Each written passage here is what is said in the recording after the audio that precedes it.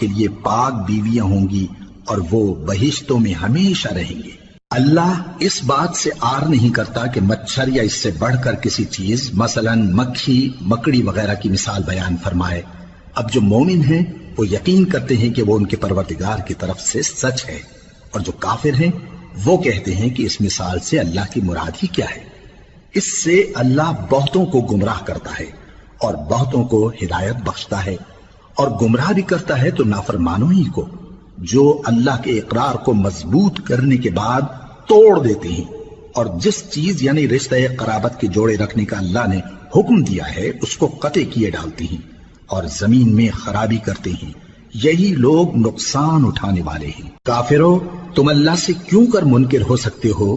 جس حال میں کہ تم بے جان تھے تو اس نے تم کو جان بخشی، پھر وہی تم کو مارتا ہے، پھر وہی تم کو زندہ کرے گا، پھر تم اسی کی طرف لوٹائے جاؤ۔